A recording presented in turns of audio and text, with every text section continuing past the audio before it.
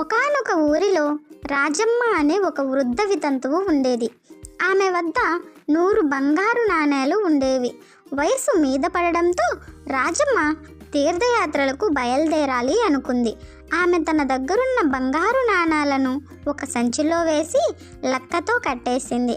ఆ నాణేల సంచిని పొరిగింటి షావుకారుకు దాచమని ఇస్తూ, అయ్యా, ఒకవేళ నేను తిరిగి వచ్చినట్లయితే నా నాణేల సంచిని తీసుకుని నీ సేవకు ప్రతిఫలంగా 10 బంగారు నాణెములు ఇస్తాను. నేను రాకపోయినట్లయితే ఈ సంచి నీదే అని చెప్పింది. ఇక రాజమ్మ వెళ్ళిన వెంటనే షావుకారు సంచిలోని 100 బంగారు నాణేలను లెక్క పెట్టాడు.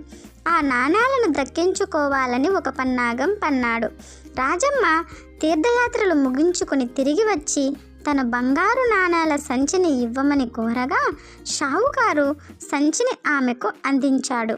ఇంటికి వెళ్ళిన తర్వాత రాజమ్మ షావుకారుకు మాట ఇచ్చినట్లు 10 బంగారు నాణేలు ఇవ్వడానికి సంచి బిరడా తొలగించి చూడగా సంచిలో బంగారు నాణేలకు బదులుగా ఇనుప నాణేలు ఉన్నాయి.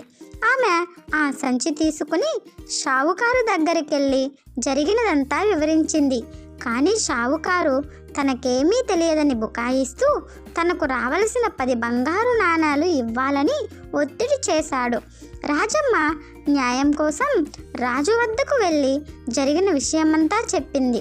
రాజు షావుకారును న్యాయస్థానానికి రప్పించి, ఏమి షావుకారు గారు, ఈ విషయంపై నీవేమి చెప్పాలనుకుంటున్నావు అని అడిగాడు రాజు.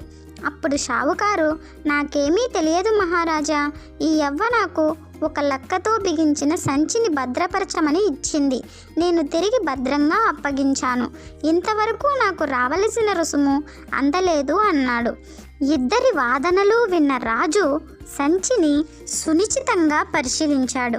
సంచికి చేసిన రంధ్రం, దానిని సూదితో కుట్టిన క్రమం రాజును ఆలోచించేలా చేసింది. రాజు రాజమ్మను షావుకారును 2 రోజుల తర్వాత న్యాయస్థానానికి హాజరు కావాలని ఆదేశించాడు. ఈ క్రమంలో రాజు పట్టణంలోని నిపుణులైన కుట్టి పని వారిని తన ఆస్థానానికి రప్పించి వారికి ఆ సంచిని చూపించాడు. వారిలో ఒకడు ఆ సంచిని షావుకారు అడిగితే కుట్టించానని చెప్పాడు. 2 రోజులు గడిచిన తర్వాత రాజమ్మ షావుకారు ఇద్దరూ రాజుగారి ఆస్థానంలో హాజరయ్యారు. రాజు రాజమ్మకు అనుకూలంగా తీర్పు ఇచ్చాడు. షావుకారు తన తప్పు చేయలేదని వాదించాడు. అప్పుడు రాజు ఆ కుట్టు పనివాడిని చూపించాడు. అంతే, షావుకారు తప్పు ఒప్పుకున్నాడు. మొత్తం బంగారు నాణేలు రాజమ్మకి ఇవ్వవలసిందిగా షావుకారును రాజు ఆదేశించాడు. షావుకారు తనకి రావలసిన 10 బంగారు నాణేలను కూడా జరిమానా రూపంలో కోల్పోయాడు.